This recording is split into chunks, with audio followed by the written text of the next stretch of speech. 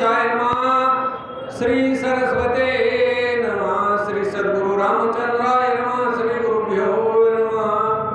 जो निंदे ते निघे, स्तुती न श्लाघे, आकाशान न लगे लेकू जैसा, तैसे निंदे आणि स्तुती मानू करुणी एके पाती, विचरे प्राणवत्ती वणी जनी, साच लटके दोन्ही, बोलोनी न बोले झाला मोनी, जो भोगिता म्हणनी आरायना, जो यथा लाभे न तोखे, अलाभे न पारुखे, पाऊशे विनमना सुखे समुद्र जैसा।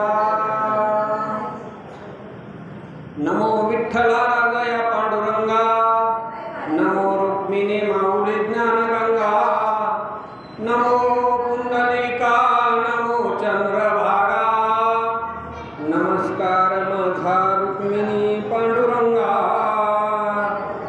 पांडुरंगा करू प्रथम नमन दुसरे चरण संताचिया, त्यांच्या कृपादाने कथेचा विस्तारो, बाबाजी सद्गुरुदास तुका। सद्गुरु संत कन्नन महाराजांच्या पदस्पर्शानं पुनीत पावन झालेली ही नगरी आहे आणि शिवा भद्रा भोगावती, कुंभी नदी सरस्वती, पंचगंगा नामे ख्याती, महापातके संहारती। पंचगंगेच्या काठावरती बसलेली ही नगरी आहे। साधू संतांच्या कन्नन महाराजांच्या पदस्पर्शानं पुनीत पावन ही नगरी आणि याच नगरीमध्ये कन्नन महाराजांच्या या मठामध्ये चालत असलेला अखंड हरिनाम सप्ताह आणि या सप्ताहामध्ये उद्या काल्याचं कीर्तन आहे, उद्या काला आहे आणि आजची प्रवचनाची सेवा। या निमित्तानं ज्ञानेश्वरीच्या ओव्या आहेत आणि आज पवित्र असा दिवस आहे, महत्त्वाचा दिवस आहे की संत शिरोमणी नामदेव महाराजांचा संजीवन समाधी सोहळा आहे आणि अशा पवित्र दिनी नाम चिंतन आहे। नाम हे सर्वश्रेष्ठ आहे। या कलियुगामध्ये जप तप व्रत अनुष्ठान काही करायची गरज नाही, कारण या कलियुगामध्ये नाम चिंतन केलं की माणसाचा उद्धार होतो। द्वापार युग, त्रेतायुग घोर तपश्चर्या करावी लागायची, पण या कलियुगामध्ये नुसत्या नामानं उद्धार होतो। पण ते देवाचं नाव मुखामध्ये यायला सुद्धा असेल पुण्य जन्म जन्मांतरीचे, तरच जीवाग्री नाम येईल श्रीरामाचे। देवाचं नाव मुखामध्ये यायला सुद्धा भाग्य लागतं। आता पाठीमागची पिढी मामासारखे देवांची नावं असायची मुलांची आणि मग त्याच्यामुळे सहजासहजी मुखातून देवाचं नाव निघायचं। कारण अजबेळ दुराचारी पुत्र मोहे नाम उच्चारे। कारण अजबेळ किती दुराचारी होता, पण त्याच्या मुलाचं नाव नारायण होतं। पुत्र मोहानं नारायण नाव उच्चारलं आणि त्याचा उद्धार झाला। आणि मग काही माणसं म्हणतात का हो महाराज, आता म्हणले काय करावं, तर मृत्यूच्या वेळेला जर देवाचं नाव मुखामध्ये आलं तर मग उद्धार होतो, असं पुराण सांगतात। महाराज तुम्हीच सांगतात, मग इतका आटापिटा करायची काय गरज आहे? एवढा सप्ताह, अखंड हरिनाम सप्ताह, एवढं दिवसभर सगळं नामचिंतन चालू आहे, एवढा अभ्यास करायची काय गरज आहे? मारताना फक्त एकदा राम म्हणायचं, झाला उद्धार। असं होईल का? मुलाची परीक्षा कधी असते? तासभर. मग त्या मुलाला जर ठरवलं की शाळेत वर्षभर जायची काय गरज आहे, सकाळी उठायचं, मग ते दिवसभर शाळेमध्ये जायचं, संध्याकाळी यायचं, अभ्यास करायचा, एकदाच जायचं ना परीक्षेला. तासभराची परीक्षा दिली की झाला पास. होईल का पास? नाही होणार का? त्याला शाळा चालू झाल्यापासून दररोज शाळेत जावं लागल आणि घरी आल्यानंतर दररोज अभ्यास करावा लागल. तसं जे आयुष्य आहे पहिल्यापासूनच नामचिंतन करावं लागल. त्यावेळेला मग परीक्षेत पास होईल. कशावर परीक्षेत एकदाच परीक्षेला गेला पास होईल? येईल का? काही घेता येणार नाही, काही येण्यासारखं बघल. तसं काम होत आहे. जर नामचिंतन काही केलं शेवटी कुठून येणार आहे? तर त्या ज्या संसाराच्या भवसागरामध्ये भवदुःखामध्ये बुडाला, शेवटी दुःखामधून नामचिंतन येणारच नाही. त्याच्यासाठी आत्तापासून प्रयत्न करावा लागेल. या घडीपासून आपल्याला नामचिंतन करावं लागेल. आणि नामाच्या चिंतने 12 वाटा पळती विघ्ने, विघ्न पळून जातात. एवढे नामामध्ये ताकद आहे. नाम घेता वाया गेला ऐसा कोणी ऐकला? ऐकले का? नाही. नाम आहे. आणि हा सगळा आकाश कशासाठी? नामाचं चिंतन करण्यासाठी. नाम चिंतन केलं पाहिजे. काही करून आपल्या मुखातून देवाचं नाव आलं पाहिजे. मग तो धावत येतो आपल्यासाठी. तो उभाच राहिलाय विटेवरती, बसलाय का? त्याला जागा नाही का पंढरपूरमध्ये बसायला? तो उभा कशासाठी राहिला? आता तुम्ही बसलेले, एखाद्याने हाक मारली तुम्हाला जायचंय पळत, पळता येईल का? तुम्हाला हाक मारली पळत या आणि तुम्हाला वाटतंय आता पळत जावं आणि त्याला भेटावं. बसलेला अगोदर उठावं लागतं आणि उठलेला पुन्हा पळावं लागतं. बरोबर आहे का? आणि जो उभाच राहिलेला माणूस आहे त्याला काय? हाक मारली की पळायला चालू.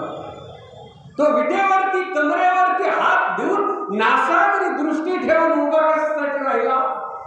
भक्तांना हाक मारल्याबरोबर हाकेसरशी उडी घालून असतं मोठी. या खांबामध्ये माझा भगवंत आहे. भक्तानं भक्त प्रल्हादानं सांगितलं. त्याला तेलाच्या गरम कढईमध्ये टाकलं, हत्तीच्या पायाखाली दिलं, डोंगरावरून फेकून दिले, सापाच्या त्या खोलीमध्ये कोंबून टाकलं. आला का देव? नाही. पण भक्ताच्या मुखातून निघालेला शब्द नाही कधी पटावून देणार. हिरण्यकश्यपूने विचारलं, तुझा देव कुठं आहे? ह्या खांबात आहे का? आई म्हणल्याबरोबर लाट खांबावरून आणि कड कड कड कड कड बाहेर आला. कसं आहे? कुणाचं झालं, देवाचा असू द्या, आपला असू द्या, नवरा बायकोचं ऐकतच असतो. बरोबर आहे का? ऐकावा लागतं, संस्कार आहे. एवढा देव लक्ष्मी मातेचा, पण लक्ष्मी माता थरथर कापायला लागली. नको रे बाबा म्हणले. सगळेजण म्हणले, अरे गुर गुर गुर गुर करत खांबातून बाहेर आला. ना नर ना शिव. धड बघितलं तर माणसाचं आणि मुंडकं बघितलं तर सिंहाचं. राग किती! माझ्या भक्तावरती अन्याय केला, गुर गुर गुर गुर करत, आणि नखानच हिरण्यकश्यपूचं पोट पाडलं. पण राग किती भयंकर आहे. लाल बुंद डोळे झालेले सगळेजण म्हणले, आता देवाचा राग कोण शांत करणार आहे? आणि राग कशामुळे आला? भक्ताचा छळ केला म्हणून. मग सगळेजण म्हणले, नवरा बायकोचं ऐकत असतो लक्ष्मी माते, तुझा आता देवाला शांत कर. लक्ष्मी माता म्हणली, नको रे बाबा, देवाचा असला इतका उग्र आणि रागीट अवतार मी नाही बघितला. मला बघूनच भीती वाटायला लागली, भीती वाटायला लागली मला. मग शेवटी म्हणले आता कुणाचं ऐकून? नारद महर्षी म्हणले भक्त प्रल्हादाचा ऐकून. तो कसा आहे? गोरे खाय भिल्लिंदीची, थोर प्रेमाचा भुकेला, असा भक्ताचा अंकित आहे. आणि मग भक्त प्रल्हादानं सांगितलं देवा राग शांत करा. आणि मग देवाचा राग शांत झाला. एवढा भक्ताचा सखा, त्याला आपलं करण्यासाठी काय करावं लागतंय? नामचिंतन करायचं. नामचिंतन केलं या कलियुगामध्ये देव भेटतो. हरे नाम हरे नाम हरे नाम व केवलम कलौ नास्ते व नास्ते व नास्ते व गतिरन्यथा. या कलियुगामध्ये नामचिंतन केलं की देव प्रसन्न होतो, देव भेटतो. आणि तोच देव नामदेव महाराजांना भेटला. नामदेव महाराजांचा संजीवन समाधी सोहळा आहे. भगवंतानी उद्धवाला बोलवलं आणि शुकाचार्यांना बोलवलं. म्हणले आता कलियुग, या कलियुगामध्ये तुम्हाला अवतार घ्यायचा आहे. नामदेव महाराजांनी शुक महाराज म्हणले नको रे बाबा देवा, गर्भवासाचं दुःख आम्हाला नको. गर्भामध्ये खूप यातना आहे. एक तासभर आपल्याला बसायचं, आपल्याला सारखं इकडे इकडे हालावं वाटतं. कुणाला पाय लावावं वाटते, गुडघे दुखते, पाय दुखते, कुणाला आळू का पेळू का द्यावं वाटते, कुठं हालचाल करावं वाटते. आईच्या पोटामध्ये आहे का इकडल्या आगाडावून इकडं एक पूस बदलतं म्हणले, ते येईल का बदलाय? आहे का तिथल्या किती आपण? आणि असलं गर्भवासाचं नको रे बाबा, आम्हाला गर्भवासाला नको. पण भगवंतांनी सांगितलं काही हरकत नाही, तुम्हाला गर्भवासाचं दुःख नाही देणार. मग तुम्हाला शिंपल्यामध्ये सोडतो. मग त्या शुकाचार्यांना कबीर महाराज म्हणून त्या शिंपल्यामध्ये गंगेमध्ये सोडून दिलं. तेच तमाम कबीर महाराजांचे वडील सूत दुनियासाठी गंगेवरती गेले होते. आणि बघितलं म्हणजे एवढा मोठा हा शिंपला कधीच बघितला नाही. त्याने ते पाण्याला धरून वडून बाहेर काढला, उठून बघितलं तर त्याच्यामध्ये कबीर महाराज लहान बाळ. इकडं दामाजी शेट्टी हे महान विठ्ठलाचे भक्त, गोनाई त्यांची पत्नी. व संसार सुरळीत चाललेला होता त्यांचा. दामाजी शेट्टी हे महान विठ्ठलाचे भक्त, गोनाई भक्ती करायची. त्यांचं आयुष्य पुढे गेलं, वय म्हातारं झालं, दोघेही वयोवृद्ध होऊ लागले. आणि मग गोनाई एका दिवशी म्हणले अहो पतिदेवा, तुम्ही पांडुरंगाची पूजा करता, मग पांडुरंगाकडे आपल्याला एखादा पुत्र मागा. दामाजी शेट्टी म्हणू लागले आपलं वय किती वाढलेलं आहे, तूही वयोवृद्ध झाली, मीही वयोवृद्ध झालो, आपल्याला मूल होईलच कसं? गोनाई म्हणू लागली करील तो काय नव्हे महाराज, तो त्याच्यामध्ये कर्तुम अकर्तुम अशी शक्ती आहे. अनंत ब्रह्मांड त्याच्या उदरामध्ये, तो काहीही करू शकतो. फक्त तुम्ही एकदा आपल्याला पुत्र मागा, आपल्याला मुलगा व्हावा.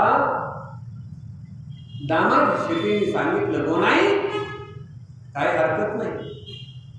विठ्ठलाच्या पूजेसाठी दामाजी शेट्टी गेले, पूजा केलेली आहे.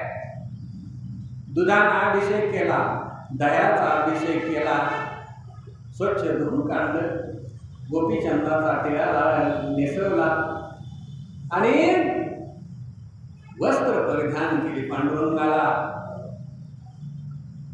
नैवेद्य दाखवला, धूप आरती केलेली आणि हात जोडले. पांडुरंगा, गोनाईची इच्छा आहे आम्हाला एखादा मुलगा असावा.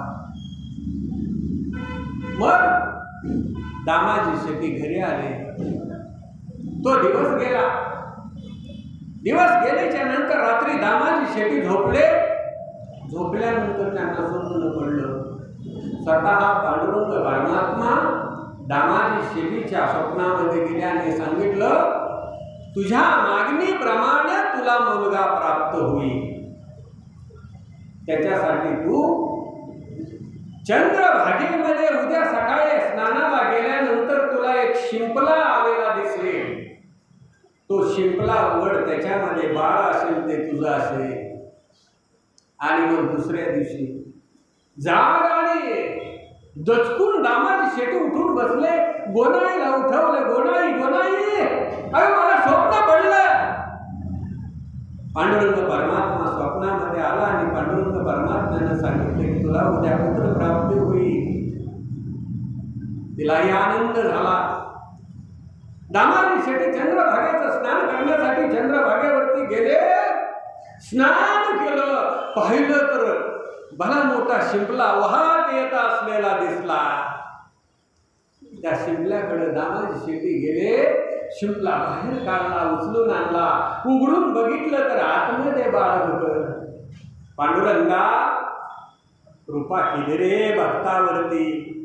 ते बाळ वस्त्रामध्ये गुंडाळलं. घरी घेऊन आले. गोनाईला सांगितलं, गोनाई गोनाई, पांडुरंग प्रसन्न झालं. पांडुरंगानं आपल्याला बाळ दिलं. गोनाईनं अतिशय प्रेमानं त्या बाळाला मांडीवरती घेतलं, हृदयाला लावलं. अहो काय आश्चर्य! व्रत झालेल्या गोनाईला प्रेमाचा पाहणा फुटला. आणि त्या बाळाला गोनाईनं अमृत पाजलं, स्तनपान केलं. नामदेव लाडाचा, पांडुरंगाचा प्रसाद मिळाला. अतिशय आनंद. लाडानं प्रेमानं नामदेव महाराजांना सांभाळू लागले. देवानं आपल्याला दिला म्हणून नामदेव नाव ठेवलं. आणि मग असे काही दिवस झाले असताना 5 वर्षाचा काळ निघून गेला. अतिशय प्रेमानं दामाजी शेटे नामदेव महाराजांचा, गोनाई आणि दामाजी शेटी नामदेव महाराजांचं पालन पोषण करू लागले. आपला जीव की प्राण असा सांभाळ करू लागले. आणि मग 5 वर्ष झाली. ती लहान मुलं ऐकत असतं बघा. आपलं जे लहान मुलं घरातला ते बघत असतं की आपल्या घरामध्ये काय चाललंय. त्या घरामध्ये जर आई वडिलांचा सांभाळ केला ना, लहानपणापासून बघतो तो. आणि ते लहान मूल ज्या घरामध्ये आई वडील आहेत, त्या म्हाताऱ्या आई वडिलांचे संस्कार त्याच्यावरती राहतात. आणि मग एखाद्या वेळेला जर त्याची आई काही म्हणली तर म्हणते, ए आय, आजीला बोलायचं नाही. त्या घरामध्ये वृद्ध आई वडील आहेत.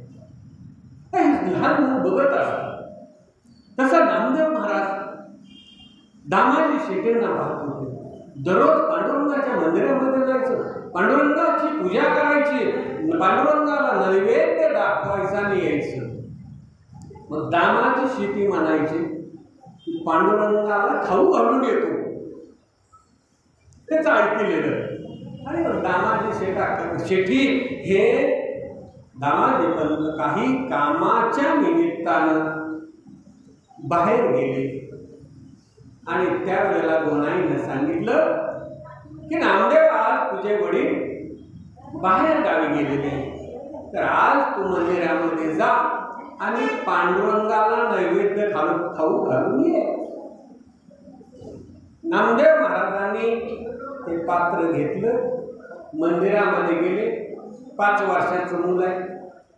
पांडुरंगाच्या जवळ नैवेद्य ठेवला. पांडुरंग काही नैवेद्य खाईनच की. त्यांनी बघितलं, पांडुरंगा खा की नाही, माझ्या देखील बाजूला उभा राहतो. तू बाहेर गेलं, दरवाजेच्या आड उभं राहिली तरी पांडुरंग काही नैवेद्य खाईना. आणि मग मात्र रागाला नामदेव महाराज म्हणून लागले, पांडुरंगा, रोज माझ्या वडिलांच्या, माझ्या बाबाच्या हातून खातो का नाही? ह्याला पुरावा काय? पांडुरंगाला जीव घालून आलो म्हणून. आणि मग आज का खाईना?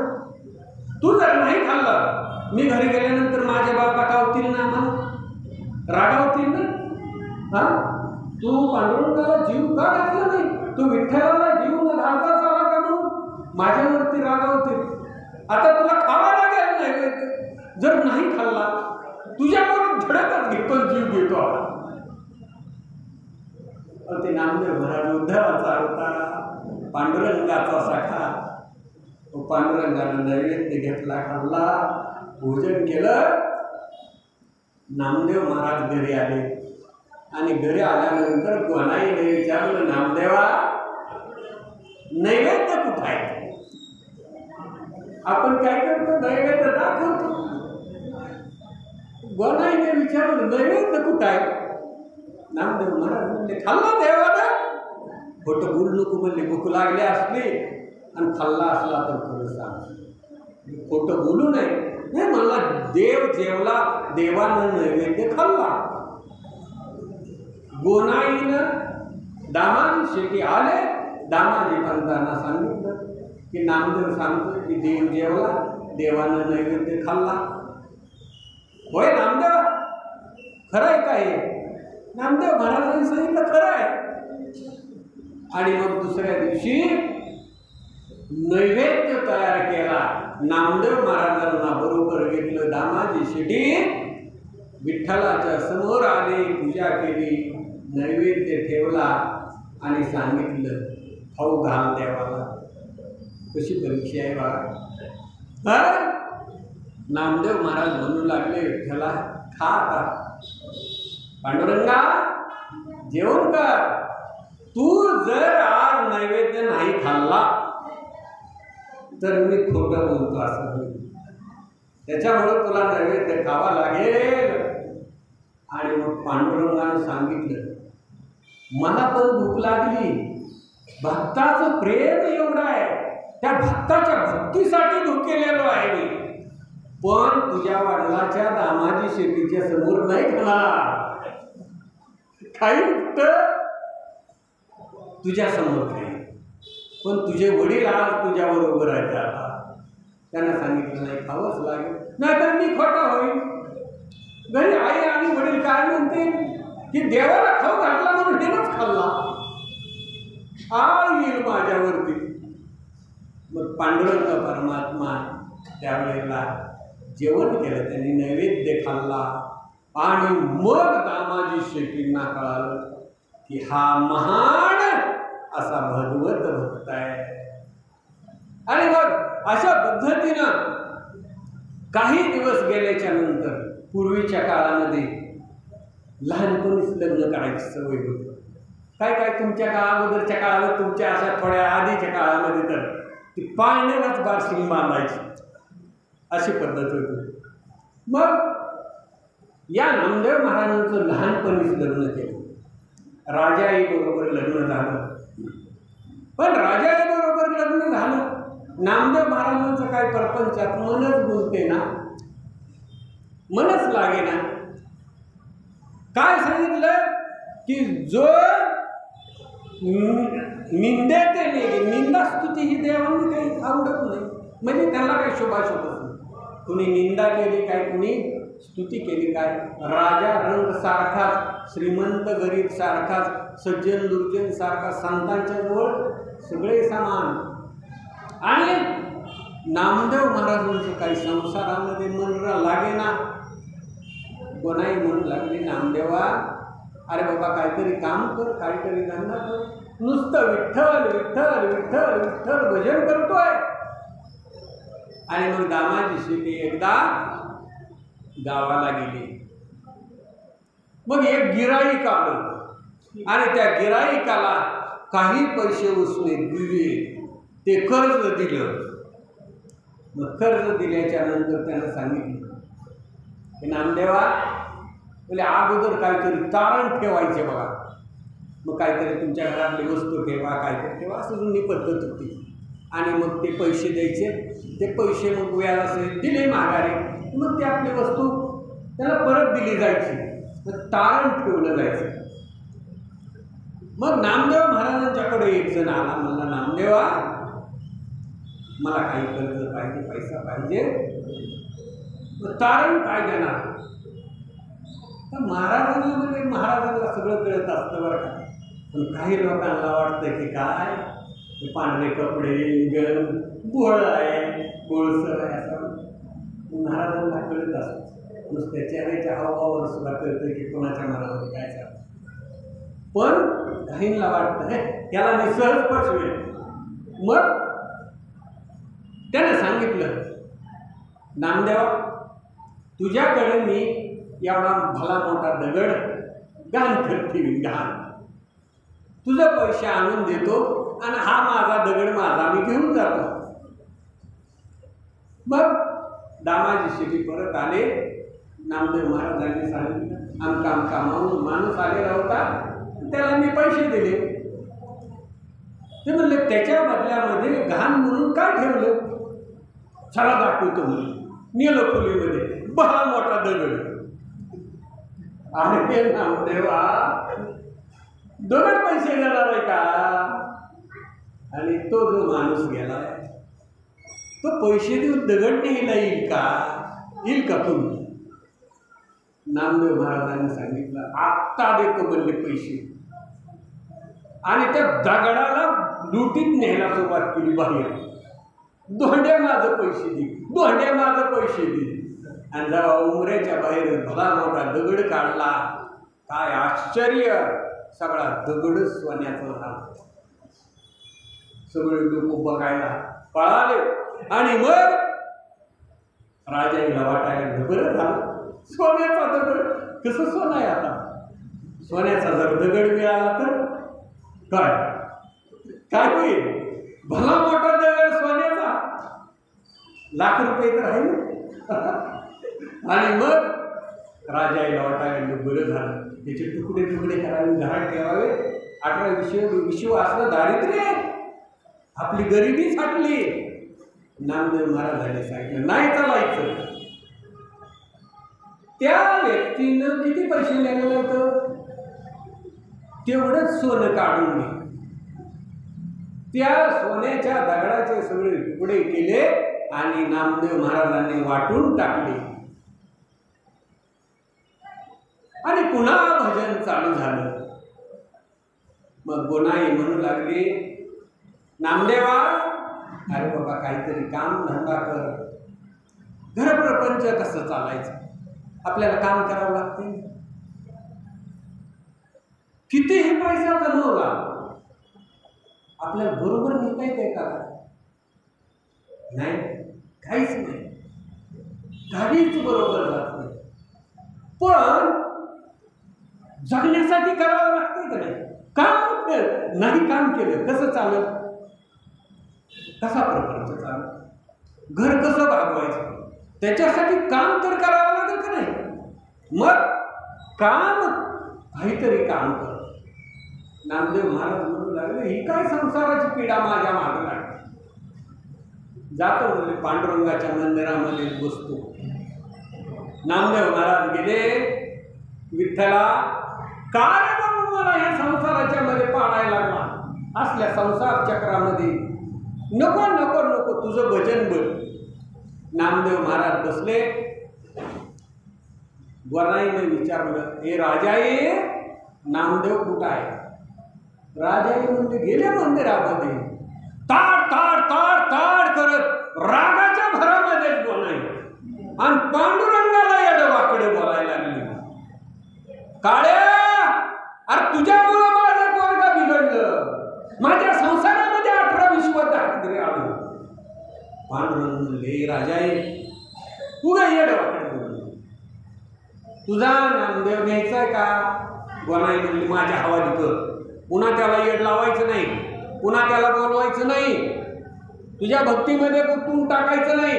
त्यानं संसार करावा, काहीतरी काम धंदा करून संसार भागवावा, आमचा सांभाळ करावा. पांडुरंगाने सांगितलं, गोनाई येडवाकडे बोलण्यापेक्षा हा नामदेव तुझा धर. हाताला धरलं, गोनाईच्या हातामध्ये दिलं. गोनाई माता म्हणाले, चल नामदेवा घातला. मंदिराच्या बाहेर पडले. वाटेनं जात असताना गोनाईनं हळूच बघितलं. काय दिसलं गोनाईला? मायेला अधीन करणारा पांडुरंग परमात्मा आहे. सगळा मायेचा पसारा आहे आणि ती माया भगवंताच्या अधीन आहे. गोनाईनं बघितलं तर पांडुरंग परमात्मा. अरे डोक्यावरती मुकुट आहे, मकराच्या आकाराची कुंडल आहे, कस्तुरीचा टिळा आहे, वैजयंती माळ गळ्यात आहे, तुळशीचे हार आहेत आणि असला साजिरा गोजिरा पांडुरंग परमात्मा बघितला. तू नको, अरे नको नको नको नको, तू नको रे, माझा नामदेव मला दे. तुला निघाले का मी का हो देव? देव त्याच्यातला भाव आहे, प्रेम आहे. एका महान भगवत भक्ताची माता आहे आणि ती म्हणू लागली, पांडुरंग परमात्मा म्हणू लागला, मी नको आहे का? मी तुझ्या नामदेवाला. मग नामदेव महाराजांना गोनाई माता हाताला धरून घरी गेली. घरी गेल्याच्या नंतर पुन्हा नामदेव महाराज भजन करू लागले आणि नामदेव महाराज घराच्या बाहेर पडलेल्या असताना पांडुरंग परमात्म्यानं गरुडाकडे बघितले. आता भगवंत कुणाकडे बघणार? गरुड वाहन आहे. गरुडानं सांगितलं, देवा तुम्ही सांगता तशी सेवा करतो, मी तुमचा दास आहे, मी तुमचं वाहन आहे. आणि त्याच्यामुळे मग गरुडाला म्हणले, बैल हो आता. बैल झाला गरुड. गरुडाच्या त्या बैलाच्या पाठीवरती सोन्याच्या मोहरा घातल्या आणि पांडुरंग परमात्म्याने त्या बैलाला धरलं आणि गोनाईच्या दारामध्ये गेले, नामदेव महाराजांच्या दारामध्ये गेले. राजा ये, गोनाई, गोनाई घरामध्ये. गोनाई बाहेर आली. राजाही धावत पळत आले आणि मग विचारलं, कोण आपण, कोण पाहिजे आपल्याला? मी केशव शेठ आहे. देवानं नाव कधी खोटं सांगितलं नाही बरं का कोणाला. अख्खा भक्तिविजय ग्रंथ तपासून बघा, पुराणामध्येही बघा, नाव खरंच सांगितलं, मी केशव आहे. काय काम आहे? नामदेव महाराजाचा मी मित्र आहे आणि मित्राला मदत करावी म्हणून ही एवढं घेऊन आलं, एवढं घ्या. काय याच्यामध्ये? सोन्याच्या मोहरा. आता सोन्याच्या मोहराचं गाठुडं जर आजच्या काळात सापडलं, लाख रुपये तोळ्याच्या कडाव्यात काय होईल? आणि मग घेतलं ना सोनं घेतलं, लगेच बाजारामध्ये जाऊन सोनाराकडं त्याच्यातलं काहीतरी मोडलं, पंचपक्वान्नाचा स्वयंपाक तयार केला. नामदेव महाराज घरी आले. दारामध्ये आल्याबरोबर असा सुगंध पंचपक्वान्नाचा.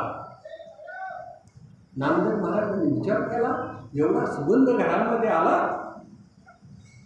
लगेच नामदेव महाराज घरात गेल्याबरोबर राजाईनं जेवणाचं ताट वाढलं, पाण्याचा तांब्या समोर आणून ठेवला आणि सांगितलं, स्वामी आता जेवण करा. नामदेव महाराज पात्रावरती बसले आणि पात्रांमध्ये बघितलं, आसनावरती बसून, पाटावर बसून पात्रात बघितलं तर पंचपक्वान्नाचं अन्न. अरे आपल्या घरी एवढं 18-20 दारिद्र्य तारांबळ आहे आणि पंचपक्वान्नाचं एवढं जेवण आलं कुठून? राजाई, आणि पंचपक्वान्न आलं कुठून? आलं ना समोर, जेवा आता. नाही, सांग हे आलं कुठून? मग त्यावेळेला तिने सांगितलं, नाही जेवण करा. मग गोनाईनं सांगितलं, नामदेवा तुझा एक मित्र आलता बघ, केशव शेठ म्हणाला, आणि त्यानं हे सगळं सोन्याच्या मोहरा दिल्या. आपली गरिबीच फाटली आता. आणि मग कोण असेल तो जनाबाई म्हणू लागली, नामदेवा तो दुसरा तिसरा कोणी नव्हता रे, तो विटेवरती उभा असलेला परब्रह्म परमात्मा पांडुरंग केशव शेठाचं रूप घेऊन गरुडाला बैल केलं आणि त्या बैलावरती ह्या सोन्याच्या मोहरा घेऊन आला आणि इथं देऊन गेला रे. नामदेव महाराज म्हणू लागले, पांडुरंगा अरे का शिवतो माझ्यासाठी.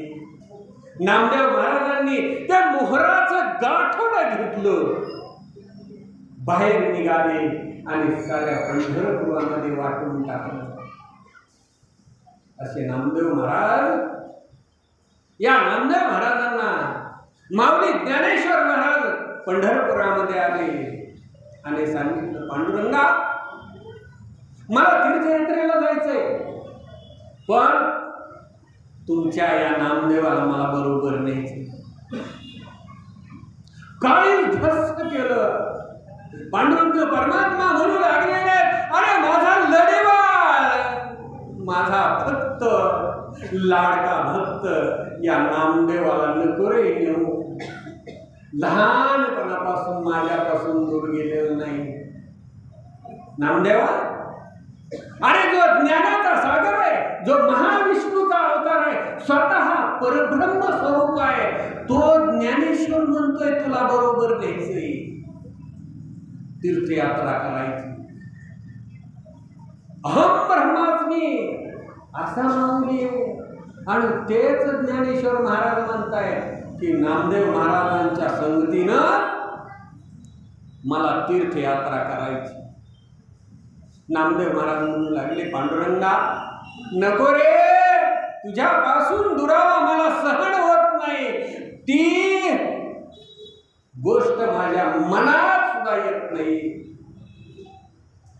पण माऊलींनी सांगितलं, या नामदेव महाराजांच्या बरोबर मला तीर्थयात्रा करावी असे वाटते.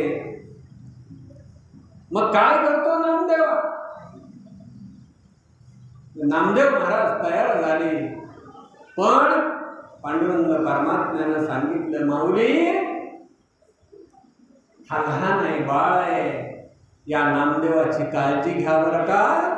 माझं लढीवाळ लेकरू भक्त आहे, त्याची काळजी घ्या. आणि मग माऊली आणि नामदेव महाराज तीर्थयात्रेला निघाले. पांडुरंग परमात्मा वाट लावण्यासाठी निघाले. चंद्रभागेमध्ये स्नान केलं आणि पुढच्या तीर्थयात्रेच्या प्रवासासाठी माऊली आणि नामदेव महाराज जाऊ लागले. पांडुरंग परमात्मा आहे, तो ब्रह्मांडाचा मालक आहे, पण अंतःकरण कळवळलं. जोपर्यंत माऊली आणि नामदेव महाराज दिसतायत तोपर्यंत डोळे लावले, दिसेनासे झालं, अंतःकरण जड आलं, मन व्याकुळ झालं आणि पांडुरंग परमात्मा मंदिरामध्ये परत आले. व्याकुळ झाले, हुंदके देऊ लागले. एखाद्या व्यक्तीला दुःख व्हावं आणि दुःख झालेल्यानंतर त्याची घालमेल अवस्था झाल्याच्या नंतर कुणीतरी जवळच्यानं विचारावं की काय झालं रडायला, का दुःखी आहेत म्हणल्यानंतर ते आरडून रडायला चालू करतं. एखादी जर व्यक्ती दुःखी असेल ना, कोणी माऊली आली तुमच्याकडे, का हो लय चेहरा सुकला, का दुःखी आहेत का, तरी रडायला चालू करतं. लहान मुलं असलं ते आलं, तोंड सुकलेलं आहे, समोर बघितलं आणि जर विचारलं काय झालं बाळा, ते मोठ्याने रडायला चालू. देव मंदिरामध्ये आले. मंदिरामध्ये परत आल्यानंतर हुंदके देऊ लागले. रुक्मिणी मातेनं बघितलं, देवा काय झालं. देव मोठ्याने रडायला लागले, माझा नामा गेला, माझ्यापासून माझा भक्त नामदेव दूर गेला. पांडुरंग परमात्म्याची तिची अवस्था पाहिली. रुक्मिणी माता धावत पळत बाहेर गेली. नरसिंह मेहता विशोबा खेचर संत गुरुबा काका जगमित्र नागा सगळ्या संत मंडळींना बोलावून आणला आणि बघा तुमचा पांडुरंग परमात्मा कसा रडतोय, काय अवस्था आहे भक्ता वाचून देवाची. असा भक्ताचा सखा आहे, थोर भावाचा केलाय, त्याला भाव लागतो. भावयुक्त अंतकरणानं नाम चिंतन केलं ना, तू धावत पळते पाणी आपल्या भक्ताला भेट देतो. नामदेव महाराजांनी माऊली तीर्थयात्रेला जाऊ लागलेले आहेत. नामदेव महाराज म्हणू लागले, अरे माझा विठेवरचा माझा सखा, दिनाचा नाथ, अनाथाचा नाथ, दिनाचा बंधू, भक्ताचा सखा, तोच माझा पांडुरंग परमात्मा, त्याच्यापासून मी दूर चाललोय, हे मला सहन होत नाही. माऊलींनी सांगितलं, नामदेवा ब्रह्माहमस्मी ऐशी वाणी, एक वेळ पडता कामी, अविद्या निद्रा जाय पळोणी, तो तत्क्षणी जागी नला. अरे भागवतामध्ये सांगितलंय, नुसतं ब्रह्माहमस्मी म्हणलं, अहम ब्रह्मा, अज्ञान सगळं निघून जात रे नामदेवा. तुझ्याच अंतकरणामध्ये कबीर महाराजांचा दोहा आहे, मृगनाभिमे कस्तुरी वशे, मृग जंगल भटकत जाय, सबके हृदय में राम बसत है, समझ सके न कोई. अरे का दुःख करतो त्या पांडुरंग परमात्म्यासाठी? विटेवरती उभा राहिलेला तो तुझ्या अंतकरणामध्ये.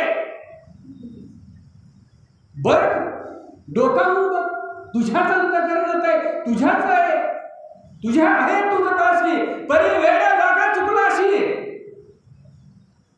आणि का त्या विटेवरच्या पांडुरंगासाठी दुःख करतो? तोच तुझ्या अंतकरणामध्ये, या विश्वामध्ये सर्वत्र व्यापून राहिलेला आहे, रिता ठाव नाही उरला, अनुरेमध्ये भरलेला आहे. का रडतो? नामदेव महाराजांनी सांगितलं, माऊली तुम्ही ज्ञानी आहात, तुम्ही ब्रह्मस्वरूप आहात, पण माझा सखा तोच विटेवरती कमरेवरती हात ठेवलेला, ज्याच्या डोक्यावरती मुकुट आहे, कानामध्ये मकराच्या आकाराची कुंडली आहेत, कस्तुरीचा टिळक कपाळावरती आहे, वैजयंती माळ गळ्यामध्ये, तुळशीचे हार आहेत, आणि विटेवरती समचरण ठेवून उभा राहिलेला. त्याच्याशिवाय मला हे असलं ज्ञान काही नको, तोच मला हवा, त्याच दर्शन मला घ्यायचं. आणि मग माऊलींनी सांगितलं, नामदेवा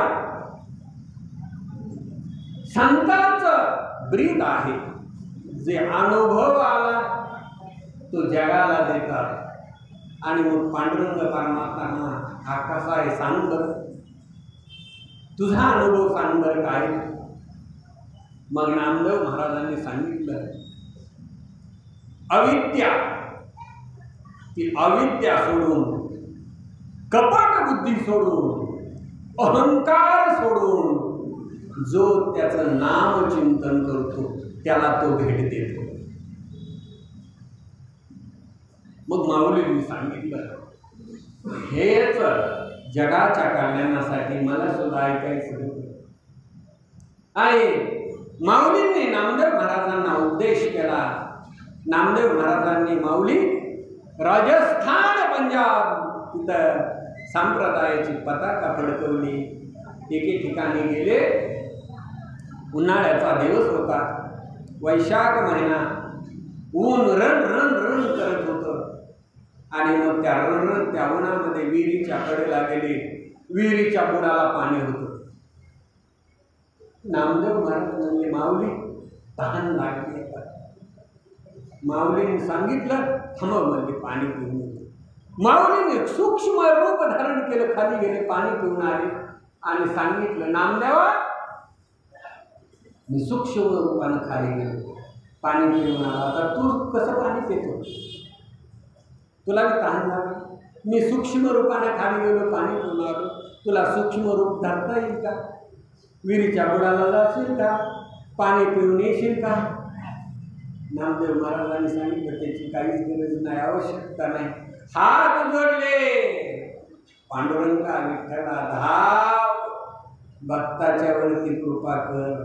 काय आश्चर्य, विहिरीच्या बुडातून पाणी वरती आलं आणि विहीर वाहू लागली. आजच्या घडीला सुद्धा ती विहीर वाहते. आणि मग नामदेव महाराजांनी सांगितलं माऊली पाणी प्या. एवढा अधिकार नामदेव महाराजांचा, एवढी भक्ती. तिथून पुढे हस्तिनापूरला गेले. हस्तिनापूरला गेल्याच्या नंतर मग नामदेव महाराज आले म्हणून सगळा समुदाय लुटला दर्शनासाठी. नामदेव महाराजांचं कीर्तन चालू झालं. त्यावेळेला त्या हस्तिनापूर नगरीमध्ये मुसलमान राजा राज्य करीत होता. त्याच्या कानावरती गोष्ट पडली की नामदेव महाराजांच्या पाठीमागं असंख्य असा भक्तांचा समुदाय आहे आणि सगळे भक्त त्याच्या पाया पडतात. भगव्या पताका घेऊन भागवत धर्माचा ते प्रचार आणि प्रसार करतायत. नामदेव महाराजांचं कीर्तन चालू होतं.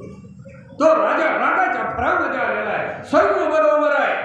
नामदेव महाराजांच्या कीर्तनाच्या समोर आला आणि त्यानं तिथं गाय कापली, गायीची हत्या केली आणि सांगितलं नामदेवा तू जर खरा भक्त असशील ना, गाय जिवंत करून दाखव. आणि मग नामदेव महाराजांनी सांगितलं काही हरकत नाही, पण 4 दिवसाचा वेळ द्यावा लागेल. त्या मुसलमान राजांना सांगितलं काय हरकत नाही, तुला 4 दिवसाचा वेळ दिला. नामदेव महाराज उपाशी बसून सतत पांडुरंगाचं नामचिंतन करू लागले. 4 दिवस झाले, 4था दिवस संपायची सुद्धा वेळ आली. गाय काही जिवंत होईना आणि पांडुरंग काही येईना. नामदेव महाराज म्हणून लागले पांडुरंगा धाव, आता धाव. आणि 4था दिवस संपत असताना गाय जिवंत झाली, उठून आंबरू लागली. नामदेव महाराज म्हणून लागले देवा अरे अशी का परीक्षा घेतो तू? 4 दिवस लावले तू, तर पहिल्याच दिवशी आला असता गाय जिवंत केली असती, तुझं काय बिघडलं असतं का? काय नुकसान झालं असतं का तुझं? पांडुरंग परमात्म्याने सांगितलं नामदेवा तूच काय म्हणला खरं सांग, काय म्हणला तू? त्या राजाला काय म्हणला? 4 दिवसाची मुदत मागून घेतली, आलो 4 दिवसांनी. तू जर त्याला सांगितलं असतं लगेच उठवतो, लगेच जेवण केले असते. आणि मग गाय जिवंत झाल्याबरोबर गोविंद राजा नामदेव महाराजांच्या पायावरती रुळू लागलेला आहे, महाराज मला क्षमा करा. आणि मग कीर्तन भजन चालू झालं. असंख्य लोक नामदेव महाराजांच्या दर्शनाला येऊ लागले. दुसऱ्या दिवशी असा प्रकार घडला, गल्लोगल्ली घरोघरी साप निघाले आणि लोकांना ढसायला लागले. शेकडो माणसं मृत्युमुखी पडली. हे का घडलं असेल असं? तेव्हा त्यांनी राजाला सांगितलं तुझ्या पापामुळं घडलंय, हा सगळा तुझ्या पापाचा परिणाम आहे. आणि मग नामदेव महाराजांच्या जवळ तो राजा आला. नामदेव महाराजांना गयावया करू लागला, महाराज मला क्षमा करा, माझ्याकडून चूक झाली म्हणून व्याकुळ झाला. संत हे उदार असतात, संत उदार उदार भरली अनंत भांडार, दयेचे सागर संत असतात. नामदेव महाराजांनी सांगितलं काय हरकत नाही, तुला माफ केलं. आणि त्याच वेळेला सगळे साप अदृश्य झाले आणि जी मेलेली माणसं होती ती सुद्धा जिवंत झाली. ही थोरवी आहे नामदेव महाराजांची, ही थोरवी आहे भक्तांची. पण त्या भक्ताची सुद्धा परीक्षा घेतली, ज्याला भांडण करतात परीक्षेत पास झाल्याशिवाय नाही हो. तुम्हाला परीक्षा द्यावी लागते आणि परीक्षेत पास झाला की मग आसनावर भांगारवाला येतो बघा. भांगारवाला भांगार भांगार भांगार करीत येतो. भांगार उचलतो, आतमध्ये टाकतो, माऊली एवढे पैसे म्हणतो घ्या, निघून जातो. त्याची परीक्षा करतो का तो भांगारवाला? नाही करत. काय करतो परीक्षा? किती वजन झालंय टाकतो त्याच्या खोक्यात, जातोय निघून. पण सोन्याची अहो, सोनं घेऊन गेलं सोनाराकडं, ते आधी घासून बघतंय खरं आहे का, त्याला केमिकल लावतंय आहे का खरं. या त्याच्यावर बी नाही विश्वास पडला तर आगीत घालतोय. किती परीक्षा आहे सोन्याची? हा, भांगाराची आहे परीक्षा. सोन्याची इतकी परीक्षा झाली. एका माऊलीनं हात वर करा फक्त माझ्या पायात सोनं आहे म्हणून. हा, ऐका, जगात कुणाच्या पायात सोनं, त्याची जागा कुठं? वरती. पण परीक्षा किती द्यावी लागली? परीक्षा दिल्याशिवाय नाही. भक्ती मार्गामध्ये आलं ना, काय लोक बोलतील, लक्ष नाही द्यायचं कधी. आंब्याच्या झाडाला दगड नाही घातला असा माणूस आहे का ह्याच्या पृथ्वीत आला होते? तिथं आहे का कोणी की मी कधीच आंब्याच्या झाडाला दगड नाही मारला? नाही कोणी. पण जे काटेरी झाड असतं बघा, त्याला कोणी दगड मारतं का?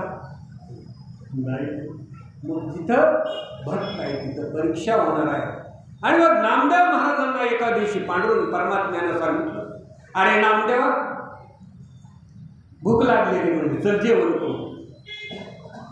नामदेव महाराज म्हणजे हेड लागलं, काय द्यावं? हा, आज एकादशीचा दिवस, हा, आज जेवायचं, उपवास आहे, एकादशीचा व्रत आहे. पांडुरंगानं सांगितलं, त्याला काय होतं म्हणजे चल जीव, एकादशी दिवशी अन्न खाऊ नये.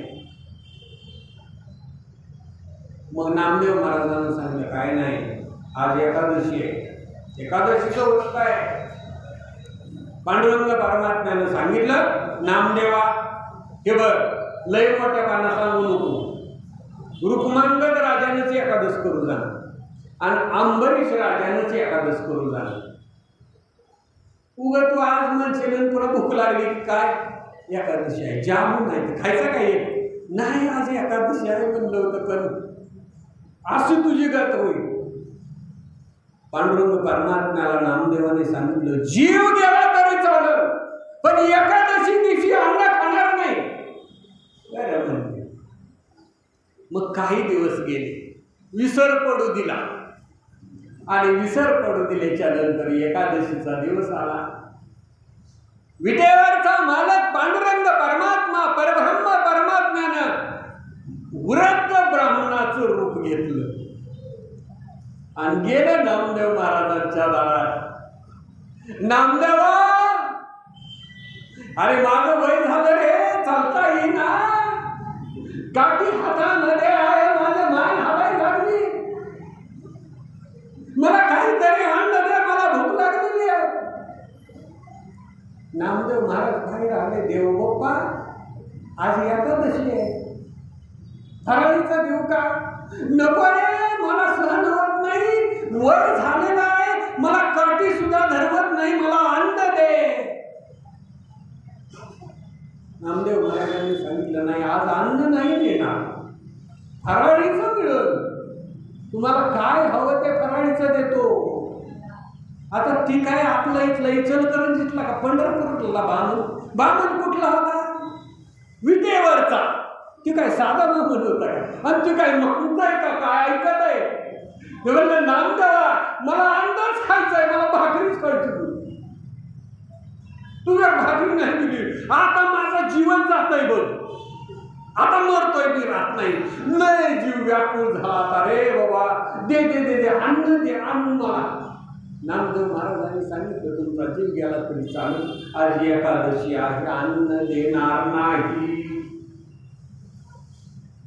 मग आता परब्रह्म परमात्मा आहे, लीला नाटकी आहे. व्याकुळ झाल्याचं सहन केलं, गरगर गरगर धाडकन अंग टाकून दिलं नामदेव महाराजाच्या दारात. बघितलं नाडी ते हालत, डोळं ते फिरून हालचाल की नाही. मेलं बाबा, ब्राह्मणाचा मृत्यू झाला. श्वास रोखला, माणसं जमा झाली. अरे नामदेवा, ब्रह्महत्येचं पाप घडलं तुझ्याकडून. एक ब्राह्मण आला तू मारला, तुला ब्रह्महत्येचं पातक लागलं. अरे नुसताच लोकाला बोध सांगतो का? गादीवरती बसायचं म्हणलं सोपं काम नाही. अगोदर तसं वागावं लागतं, तेव्हा सांगता येते, नाहीतर सांगता येत नाही. मग माणसं म्हणायला लागली, नावं ठेवायला लागली. आता नावं ठेवणाऱ्याला काय सांगावं लागते काय?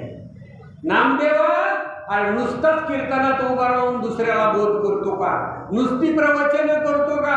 नुसतं सांगतो का? अरे त्या दुर्वट ब्राह्मणाला जर अन्न दिलं असतं तर काय मेला असता का? त्याला जीव गेला असता का? ब्रह्महत्येचं पाप तुला लागलं, तू दोषी आहे. नामदेव महाराज म्हणले, पाप तर घडलंय, आता त्याचं प्रायश्चित्त. मग ते स्मशानामध्ये न्यायची तयारी केली लगेच. आणि ते ताटी नसली ते, आता ते काय ब्राह्मण होता का? पांडुरंग परमात्म्यानं ब्राह्मणाचं रूप घेतलेलं, चौघाच्या खांद्यावरती निघालं. नामदेव महाराज बरोबर निघाले, सगळे लोक निघाले. नामदेव महाराजांची निंदा करू लागले. चंद्रभागेच्या वळवंटामध्ये गेले, चिता रचली आणि त्या चितेवरती त्या ब्राह्मणाला ठेवलं. नामदेव महाराज स्वतः चितेवरती बसलेले आणि चितेला अग्नी दिला. धड धड धड धड अग्नी पेटला, चिता पेटली. अग्नी विजला, चिता बी गायब.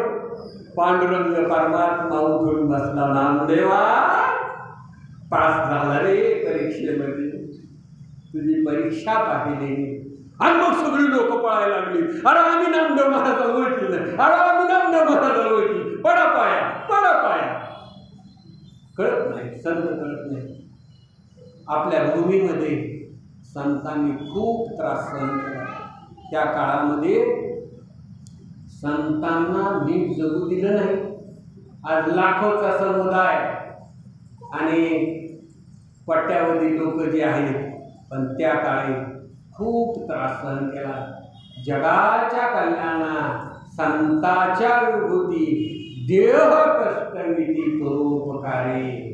परोपकार करण्यासाठी त्यांनी सतत केलं आणि या जगाचं कल्याण केलं. तर संत हे कसे असतात, तर त्यांना निंदा स्तुती याचं काही देणं घेणं नसतं. जसं आकाशाला लेप लावता येत नाही, तशी निंदा आणि स्तुती ही एकच मानतात. ते या जगामध्ये संत असतात आणि यालाच निंदा आणि स्तुती ही दोन्ही लटक आहे. म्हणून ते काय करतात, त्याच्याकडे लक्ष देत नाही. त्यांची निंदा केली काय, स्तुतीने कधी हुरळून जात नाही.